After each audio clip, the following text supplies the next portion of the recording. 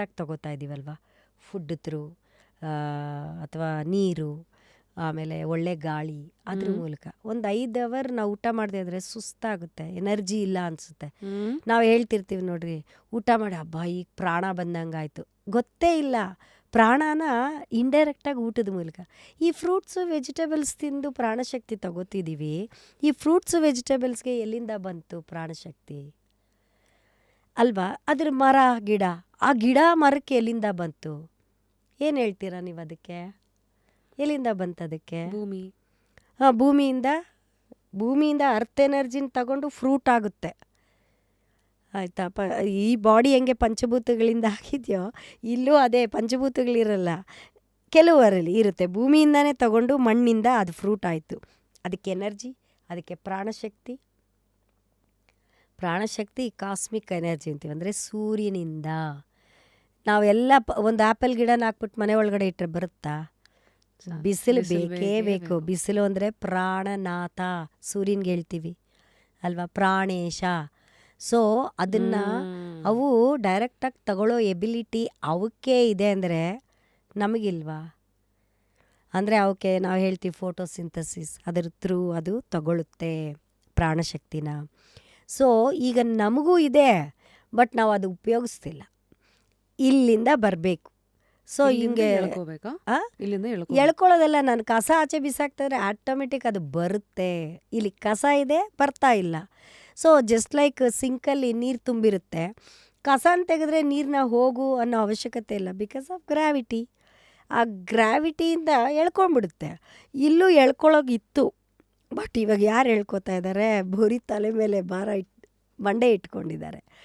So ಅದು unwanted ಬಂಡೆ ಅಲ್ವಾ? ಸೊ ಈಗ ಆ ಥರ ನಾವು ತಗೊಂಡು ಪ್ರಾಣಶಕ್ತಿನ ತಗೋತಾ ಅದು ಆ್ಯಕ್ಟಿವ್ ಆಗಿಬಿಡುತ್ತೆ ನೋಡ್ರಿ. ಇದು ಈ ಚಕ್ರ ಎರಡು ಒಟ್ಟಿಗೇನೆ ಇದೆ. ಯಾವಾಗ ಇದು ಬರುತ್ತೆ, ಇದು ಓಪನ್ ಆಗುತ್ತೆ. ಓಪನ್ ಆದಾಗ ಇದು ಓಪನ್ ಆಯಿತು, ಈ ಚಕ್ರ ಆ್ಯಕ್ಟಿವೇಟ್ ಆಯಿತು, ಈ ಚಕ್ರ ಆ್ಯಕ್ಟಿವ್ ಆಯಿತು, ಈ ಚಕ್ರನೂ ಆ್ಯಕ್ಟಿವ್ ಆಯಿತು. ಇದಕ್ಕೊಂದು ಇದು ಹೆಂಗೆ ಪ್ರೂವ್ ಆಗಬೇಕಲ್ಲ, ನೀವು ಹೇಳೋದು ಎನರ್ಜಿ ಬರ್ತಾ ಇದೆ ಅನ್ನೋದಕ್ಕೆ ನನಗೆ ಪ್ರೂಫ್ ಬೇಕು.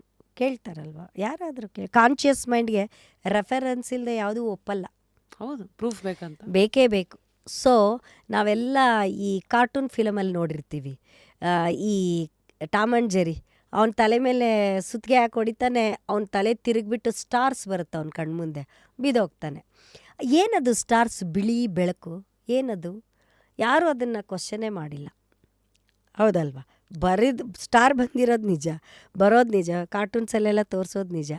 ಬಟ್ ಯಾವಾಗ ಇಲ್ಲಿ ಜೋರಾಗಿಗೆ ಅಪ್ಪಳಿಸುತ್ತೆ ತಲೆ ಮೇಲೆ, ಈ ಚಕ್ರ ಅಟ್ ಎ ಟೈಮ್ ಆ್ಯಕ್ಟಿವ್ ಆಗುತ್ತೆ. ಆ ಬೆಳಕು, ಬರೋ ಬೆಳಕು ಕಾಣಿಸೋದು. ಓಕೆ, ಎಲ್ಲ ಸ್ಟೂಡೆಂಟ್ಸ್ಗೂ ಎಕ್ಸ್ಪರಿಮೆಂಟ್ ಕೊಡ್ತೀವಿ, ಮಾಡಿಸ್ತೀವಿ, ಹೇಗೆ ಬರ್ಸ್ಬೇಕು, ಏನು ಕಾಣಿಸ್ತಾ ಇದೆ, ಏನು ಕಾಣುತ್ತೆ ಎಕ್ಸ್ಪೆರಿಮೆಂಟು. ಹಾಂ, ಅಂದರೆ ಈ ಬಸರಿಕಾಯಿ ಎಲ್ಲ ಆದಮೇಲೆ ನಾವು ಜಸ್ಟ್ ತ್ರಾಟಕ ಅಬ್ಸರ್ವ್ ಮಾಡೋಕ್ಕೆ ಕೆಲವು ಟೆಕ್ನಿಕ್ಸ್ ಇದೆ, ಅದನ್ನು ಕೊಡ್ತೀವಿ. ಯಾವಾಗ ಅಲ್ಲಿ ನೋಡ್ತಾ ಇರ್ತಾರೆ, ಅಲ್ಲಿ ಕಾಣಿಸುತ್ತೆ, ಬಟ್ ಅದೇ ಕೋಡೆಡ್ ಫಾರ್ಮಲ್ಲಿ. ಈಗ ಫಸ್ಟ್ ಕಾಣಿಸೋದು ಏನು? ನನ್ನ ಮನಸ್ಸಿನ ಕನ್ನಡಿ, ನನ್ನ ಮನಸ್ಸಲ್ಲಿ ಏನು ಎನರ್ಜಿ ಇದೆ ಅದು ಅಲ್ಲಿ ಕಾಣುತ್ತೆ. ಇವರು ಹೇಳ್ತಾರೆ ಸುಮ್ಮನೆ ಒಂದು ಎಕ್ಸಾಂಪಲ್, ಯಾಕೋ ನನ್ನ ಮುಂದೆ ಹಿಂಗೆ ಹಾವು ಹಿಂಗೇ ಇದೆ ಅಂತ. ಏನದ್ರ ಅರ್ಥ? ಹಾವು ಬಂದರೆ ಏನು? ಕುಕ್ಕೆಗೆ ಹೋಗಿ ಅಂತನಾ? ಅಥವಾ ನಾಗಪ್ಪ ನಿನ್ನ ಮೇಲೆ ದಯೆ ಇಟ್ಟಿದೆ ಅಂತನಾ? ನೋ. ಹಾವು ಕ್ವಾಲಿಟಿ ಏನು? ಎನಿಮಿಟಿ. ಹಾವುದು ಕ್ವಾಲಿಟಿ ಎನಿಮಿಟಿ. ಸೊ ಆ ಎನಿಮಿಟಿ, ಈ ಕೋಪನ ಕಂಪ್ರೆಸ್ ಮಾಡಿ ಮಾಡಿ ಮಾಡಿ ಇಟ್ಟಾಗ ದ್ವೇಷವಾಗಿ ಕನ್ವರ್ಟ್ ಆಗುತ್ತೆ. ಆ ದ್ವೇಷ ಜಾಸ್ತಿ ಇದ್ದಾಗ, ನಾನು ಈ ಕಸ ಬಿಸಾಕಿದ ತಕ್ಷಣ ಇದು ಎದ್ದು ಬರುತ್ತೆ. ಕಸ ಒಂದೊಂದೇ ತೆಗಿತೀವಲ್ಲ ಆಚೆ, ನೀವು ಈ ದ್ವೇಷನ ಬಿಡಬೇಕು.